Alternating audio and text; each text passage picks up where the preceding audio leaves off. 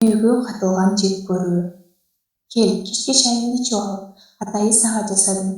Бүгүн чай ичким келбеди. Эмне болду? Башым ооруп, кускум келип, көзүм караңгылап жатат. Эртең врачка барат окшойт. Жок, врачтар азыр сага ар нерсени сүйлөп, сенин көңүлүңдү оорутат. Жашың келип калыптыр дейчи, башка дагы бир нерселерди айтат. Сени мен гана айыктыра алам көбүчкөнүм. Кел, чайыңды даярдадым. Салия жуурканга башын катты. Азимдин жагымдуу үнүнө алданып, чын эле утурумдук эле баш оору деп ойлоду. Ак буум, көбүчкөнүм дейт айтчу ал. Бир аз көңүл көтөрүлө түшкөндөй болду, бирок зыңылдап ооруп жаткан башын эмне кылаарын билбей жатты. Кел, дагы бир аз уурутта деп жатты Азим. Күйөөсү кинодон азыр чыгып келгендей сулуу жигит эле. Бою, турушу кимди болсо да кызыктыра тургандай жаш жигит болчу. Салия аны көргөн сайын көзү кубанаар эле. Азыр да ыраазы болуп аны тиктеп жатты. Бирок башын бир нерсе кычкач менен кыскандай кыйналат. Азимдин колундагы чайды алып, акырын жутту. Уйкусу келип, көзү жабышып бара жатты. Бир караса, Азим аны ушундай бир башкача көз караш менен тиктеп туруптур, көз ирмемге жек көрүүгө окшогон бир нерсени көрүп алды. Жок, мен жаңылыш көрдүм окшойт деп өзүн жооштурду. Бир жыл болуп калды эле экөөнүн баш кошконуна. Жакындары, достору баары сүйлөшүп алгандай, бул жигиттен узак жүр дешти.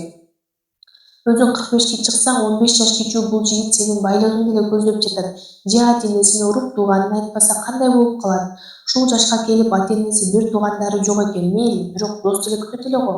Мында бир сыр бар, же сенин байлыгыңды көздөп жатат, же пайдаланайын деп жатат сени. Көзүңдү ач деп эскертишти. Бирок Салия аны эч бирин укпады. Көзгө сайып көрсөтүп жаткан нерселердин баарына көз жумду. Чын эле бир адамдын ушул жашка чейин бир таанышы болбойбу? Ким ал? Кайдан келди? Өтмүшүн эч сураштырбады. Бир жолу сураса, ал тууралуу эч нерсе айтпайм. Чукулай берсең кетип калам дегендей бир кеп айткан.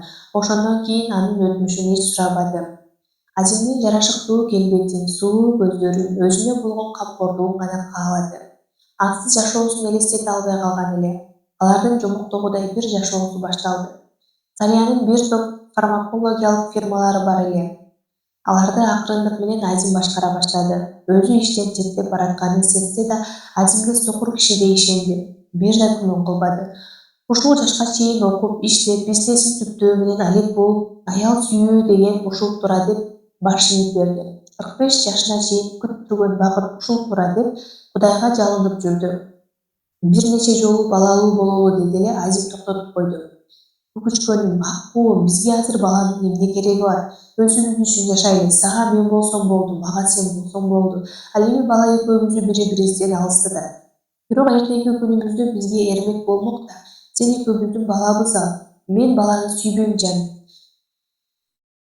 Сен жетесиң мага. Бул оюңду жогот. Болбосо Азим манипуляция кылганды жакшы билчү. Кимди, эмне менен коркутушту дагы, Салияны да каалагандай курчак кылып ойнотуп жатты. Бечара аял ошондон кийин бала тууралуу үн катпай калган. Жарым жылдан бери баш оору пайда болду. Күндө Азим ага чөптөрдөн чай жасап бере турган. Бир күнү ошол жасап жаткан чайына 1-2 тамчы суюктук айнек кутудан чайга тамызып, кайра чөнтөгүнө салып койгонун байкады. Жүрөгү тыз деп биринчи жолу көмүлөрдү. Экинчи жолу кимдир бирөө менен шыбырашып сүйлөшүп жатканын байкады. Дагы бир жолу уйкусунун ортосунда туруп, кийинип сыртка чыгып кетип баратканын байкады. Баш оорусу күчөй бергенден акырын анализ тапшырды. Аябай мыкты тааныш врач эле. Анын айткандары үрөйүн учурду. Сиздин анализинизде оор металл кошулган чоң дозадагы дарыны байкадым. Сиз ичкен дарылардын биринде да бул жок. Сиз кечкисин эмне ичип жатасыз? Чай. Аны өзүңүз даярдайсызбы? Жок, күйөөм, деп баратып калтырап токтоп калды. Азимдин айнек кутудан чайына бир нече тамызып, кайра чөнтөгүнө салган көз алдына элестеди. Жок, мүмкүн эмес. Сиз мыкты фармацевт, бул прамды өзүңүз байкаңызчы. Калтыраган колдору менен баракты алган Салия угуп баштады. Бул ушундай бир уулуу зат экен, акырындык менен организмине таасир берип, акылын, ден соолугун алып тынат экен. Шалактап уктай бергени да ошондон туура көрсө. Эмне кылаарын билбей калды. Азимдин айнектей муздак каректерин эстеп, ичке эритип кетти. Чын эле жакындары, достору айткан нерселерди эми ачык көрө баштады. Анын өзүнө болгон мамилесин эстеди. Чайдан кийин тез эле уктап калчу, өзүн эстеди. Жаны көзүнө көрүнүп бара жатты, бирок баары бир ишенгиси келбей турду. Ошол күндөн баштап Азимге билгизбей үйгө камера койдурду. Ал тууралуу бир топ чындык ортого чыккан соң канчалык корксо да чындыктын бетин ачууга бел байлады. Агасы милициянын капитаны эле болгон окуяны айтып Азимдин телефонуна прослушка койдурду. Кечинде агасы чакыргандан анын кабинетине барды.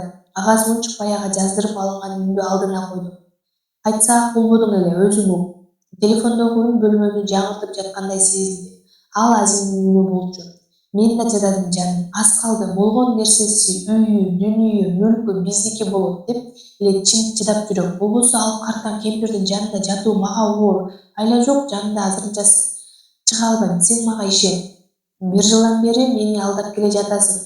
Өзүң аялың менен чет өлкөдө жыргаап эс алып, кымбат үйдө, кымбат машина минип жашап келе жатасың.